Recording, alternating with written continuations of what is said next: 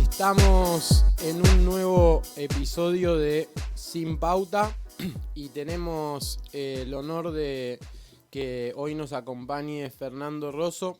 Gracias, Fernando, por venir. Esto es posible gracias a Somos Yeite, un canal de streaming colaborativo, patriótico también podríamos decir, porque la bandera de alguna manera es eso lo que nos estaría marcando. Y por otro lado, una de las cuestiones que nos traen en este programa tienen que ver con justamente la idea de ir formando un espacio para poder debatir, para poder conversar, para poder profundizar en temas que tienen que ver con la política, con la comunicación, con la época en la Argentina.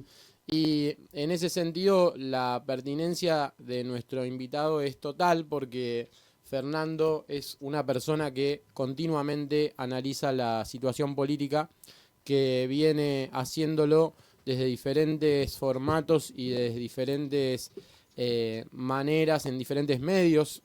En La Izquierda Diario, por supuesto, que es donde él empezó una tarea bien interesante en su momento, entrevistando a figuras como Julio Blanc, como Carlos Pañi, como Horacio Verbitsky y como José Nathanson.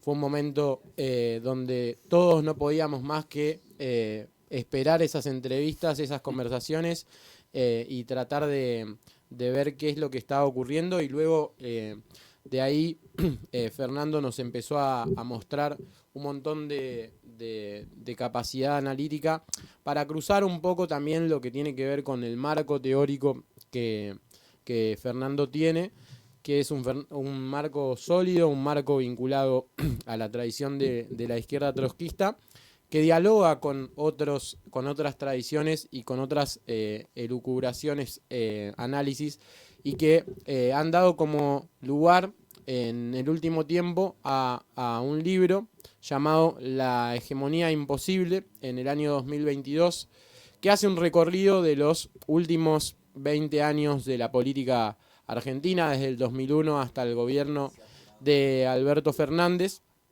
Así que si les interesan estas conversaciones, si les interesa Sin Pauta, pueden darle seguir, like, compartir y todas las interacciones que sean posibles a Somos Yeite, para que este espacio siga creciendo y para que nos sigamos sumando a la conversación juntos. Gracias, como decía Fernando, por estar acá. Y lo primero que te voy a preguntar es ¿cómo llegaste, Fernando, a donde estás ahora? Bueno, gracias a vos, gracias por la exagerada presentación. Y básicamente si vamos al motor, ¿no? Es por una intención de intervención política, ¿no? Siempre está en el fondo eso. El vuelco al periodismo fue en cierta medida impulsado por la militancia también. Yo escribía y bueno, escribía en un blog en algún momento, como cuando dijo Feynman, cualquier boludo tiene un blog. Yo era uno de los que lo tenía, el finado José Pablo Feynman. Y bueno, fui desarrollando un poco la escritura y después pasé a la prensa partidaria más tradicional. Me acuerdo que había una trotskósfera de ustedes. Exactamente. Puntualmente sí. De ustedes. Había. Yo tenía un blog que se llama El Violento Oficio de la Crítica. Otro compañero tenía Los Galos de Asterix. Y bueno, tratábamos de intervenir en ese momento de auge de los streaming de aquel momento, que eran los blogs, ¿no? Había, qué sé yo, intervenía en debates con sobre todo la blogósfera peronista. Deshonestidad intelectual era uno, el blog de Abel era otro, el de que después Tinta Limón, Revolución Tinta Limón, que fue el de Martín Rodríguez, que después dio un salto mucho más alto, y muchos otros más que, bueno, discutían, ¿no? Era un momento de mucha politización y de discusión más interesante de la que corría, como pasa muchas veces, de la que circulaba por los medios tradicionales, ¿no? Entonces, un poco por ahí, y después en 2014 fundamos La Izquierda Diario y eso nos dio una amplitud mucho más mucho más capacidad mucho más espacio, ¿no? Por lo que te da te da la red, digamos. Antes un periódico de 24 páginas, uno hacía una editorial, relataba los conflictos, a lo sumo iba a ver una película y la comentaba en la última página, digamos, ¿no? Con La Izquierda Diario se dio un salto que tiene sus secciones que van desde las tradicionales, política, mundo obrero o sindical, internacional, pero también cultura, universidad, ideología, ideas, debates cotidianos, lo que sea. Entonces, y uno de los hitos fueron esas entrevistas, ¿no? Que una vez vino un militante brasileño de la izquierda del PT, y me dijo, quiero hablar con vos porque me dijeron que sos el tipo de izquierda que habla con la gente de derecha. Ese fue el título que le llegó por las entrevistas a Julio Blanca, a Pañi, en ese momento, que en realidad yo había hecho un equilibrio. Pero bueno, Julio Blanca era editor de Clarín y Pañi. Y yo había equilibrado con José Nathanson y con Horacio Berbisky, pero bueno, la que más ruido hicieron fueron esas, ¿no? Pero un poco eso. Mientras vamos conversando con Fernando, podemos mostrar la carátula o la tapa de lo que fue esa entrevista con Julio Blanc, que ya falleció y que fue un boom, porque básicamente lo que Julio Blanc confesaba o compartía como su propio criterio era que Clarín había hecho periodismo de guerra durante los años del final del kirchnerismo, y eso tuvo una repercusión tremenda. Y también como habilitó, o sea, todo esto que ahora vemos como el formato conversacional explotando, yo creo que uno de los grandes hitos en el último tiempo fue lo que hicieron en ese momento. ¿Y cómo fue que llegaste al BTS, Fernando? Esto fue hace mucho tiempo, ¿eh? Eso fue en los años 90, después del Santiagazo, que ahora nuestra memoria nos lleva siempre a los mismos lugares, ¿no? En su momento fue Santiago del Estero tempranamente en el 93 y ahora es Misiones muy tempranamente, o fue Misiones. Y yo soy de Gran Buenos Aires, oriundo de Berazategui, y un grupo de universitarios del PTS fue a la conquista del desierto, digamos, ¿no? Del desierto conurbano. Y bueno, yo caí, tenía una ideología, como muchos jóvenes de ese momento, antisistema, muy influenciada por el rock under, venía a ver bandas a Cemento y a todo ese circuito, guevarista de alguna manera, idealista de alguna otra forma, y bueno, caí ahí junto con un grupo, y una vez vine a una fiesta, me acuerdo, en la Facultad de Psicología, la que está por la calle Independencia, y había una bandera enorme que decía, no queremos ser una estrella más de la bandera yanqui. Y dije, bueno, yo me quedo acá. Son esas cosas, viste, que uno no sabe. Porque si me hubiese tocado otro grupo de izquierda, en general me hubiese quedado en otro, digamos, ¿no? Uno se lo pregunta. Después uno desarrolla sus propias, va fusionando la sensibilidad con la ideología, ¿no? Y con el programa, y se queda o se va de lugares, y creo que bueno, después fui tomando más dimensión teórica, política, programática, teórica, pero creo que lo primero fue una adhesión sentimental, ¿no? A una juventud combativa, poco regimentaria, digamos, para decirlo de alguna manera, poco estalinista de lo que aprendí después, ¿no? No era estalinista, justamente, digo, no, anti-estalinista, pero quiero decir poco de esa verticalidad que tiene toda organización, pero que no se expresaba en ese grupo de la manera que uno lo conoce, viste, las militancias tradicionales del siglo XX. Entonces, bueno, nada, después entré a la universidad, luchas importantes de la universidad en aquel momento, año 95, la lucha fue muy importante contra la Ley Superior de Educación, después en el 99, y después nos agarró el hito de nuestra generación, que es el 2001, ¿no? Vos fuiste a la Universidad Nacional de Lomas de Zamora. Yo primero fui a Sociales. Ah, de la UBA. De la UBA. No terminé de Sociales, ahí estudié Sociología, me crucé con grandes ahí, ¿no? Hice el CBC en Paseo Colón, que no está más, creo, la sede. Y después fui un par de años a Sociales, que ahí lo teníamos al Chipi Castillo, Horacio González, lo tuve como profesor, Rubén Drí, Emilio de Ípola, no sé, gente muy vista con el tiempo, muy, muy grosa, ¿no? Pero después me fui al Gran Buenos Aires, volví al Gran Buenos Aires y ahí sí estudié periodismo en la Universidad de Loma de Zamora, que fue lo que terminé haciendo, ¿no? Claro. Bueno, hablabas del 2001 y por supuesto que el 2001 fue un hecho que marcó a una generación entera. También, por supuesto, a mí, yo vivía en Villa Crespo y pasaba mucho por la Facultad de Sociales cerca del Parque Centenario y la cantidad de carteles Claro. rojos era impactante. Era un tiempo muy difícil para el país, como lo es ahora. Y en ese sentido también mencionabas lo que tiene que ver con esto de la conquista del desierto, la búsqueda proactiva por parte de tu partido de penetrar en nuevas zonas en este caso, la provincia de Buenos Aires. Y en ese sentido me parece interesante si podemos ver un poco lo que te quería traer como un disparador para ver qué pensás.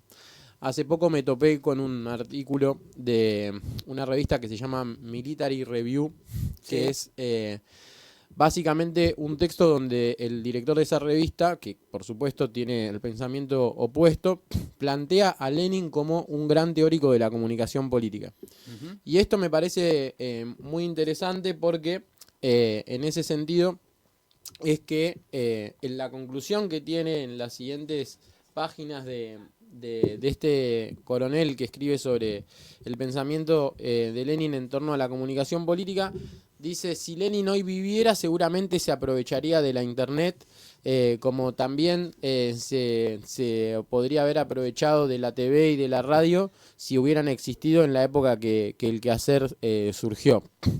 Y esto me pareció muy interesante porque incluso, bueno, más adelante, él en este artículo como que trata de plantear cómo Lenin se figuraba la idea de crear a partir de la agenda pública una intersección entre lo que es la agenda que generaban los influenciadores, los principales digamos, referentes de opinión pública con lo que es la vida cotidiana de los trabajadores. Y a partir de eso, incidir en esa intersección con lo que él llamaba cuadros militantes, revolucionarios, dedicados a tiempo completo, con la idea justamente de ir a la conquista del desierto, Ujú. digamos, de penetrar en ciertos sectores de la población.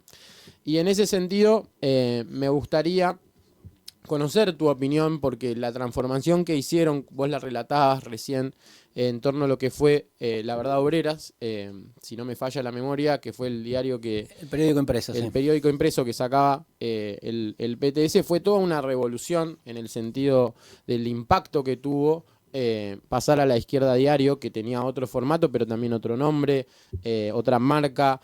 ¿Cómo lo experimentaron ustedes en relación a lo que significa esta idea constitutiva de la corriente a la que ustedes pertenecen, que tiene que ver con el quehacer? Sí, está bueno porque nosotros cuando sacamos la izquierda, cuando lanzamos la izquierda diario, dijimos, para ponerle un título, ¿no? Leninismo 2.0, te digo, porque que es bueno que traigas a Lenin. Porque ¿qué hizo Lenin cuando quería intervenir en la política rusa? Fundó un periódico, básicamente. Primero era la Iskra, porque estaban todos exiliados y lo hacían desde afuera y lo introducían clandestinamente, como porque todo era clandestino, porque era un régimen autocrático, zarista. Y era el medio más avanzado de esa época, digamos, ¿no? Y tratar de efectivamente crear lo que hoy se diría una contrahegemonía, digamos, una contraopinión pública y poner en la agenda lo que no se discutía en los medios tradicionales. Por eso tenía mucha corresponsalía de fábricas, muchísima corresponsalidad de lo que pasaba en las fábricas. Pasa que, bueno, eran situaciones en las cuales los sindicatos eran ilegales. El nacimiento del movimiento obrero venía muy vinculado al nacimiento de la izquierda también, ¿no? Ya sea la izquierda revolucionaria o la izquierda socialdemócrata, que cualquiera de las dos que hoy miremos desde hoy era mucho más de izquierda de lo que conocemos hoy como izquierda socialdemócrata, ¿no? Pero entonces me parece que yo me acuerdo de cuando nosotros yo siempre fui medio reacio a todo fetichismo, y cuando nosotros sacamos el periódico, la Izquierda Diario, y yo ya dije, bueno, ya está, es esto lo que se viene, dejemos el periódico impreso, porque, bueno, algunos compañeros decían, esto sirve para algunas fábricas, qué sé yo, y algunos grupos de izquierda nos dijeron, no, están rompiendo con el leninismo, ¿no? Porque no están sacando más. Están sacando un diario que capaz que lo leen 50.000, 100.000 personas y nos sacan más el periódico que lo leían. Yo era parte de esos. Bueno, no pensaba en otros igual, pero no importa. Lo que digo es como, era un fetichismo raro, ¿no? Porque era como, ¿vos qué querés? ¿Que llegue un papel a 10 o que lleguen ideas a los más miles que se puedan llegar? La Izquierda Diario no era lo que es ahora, que tiene mucho más miles que antes, pero era mucho más de lo que era el periódico. Entonces me parece que eso, bueno, todo el mundo terminó adoptando este camino al final y bueno, y está perfecto, pero me da la impresión que en el espíritu de lo que vos decías y en el espíritu de Marx anteriormente y en el espíritu de Lenin o en el espíritu de Trotsky estaba con dialogar con las ideas de la época, ¿no? Discutir, inclusive debatir o tratar de refutar o tratar de incorporar las ideas de la época. Y yo creo que eso estuvo siempre, nuestra corriente por lo menos siempre estuvo en nuestra práctica, digamos. Por el 2001, por ejemplo, qué sé yo, Imperio de Toni Negri, nosotros debatimos, tomamos con Imperio de Toni Negri antes de que se traduzca al castellano en la Argentina. Entonces, eso me alimentó un poco a mí a pensar estas cuestiones.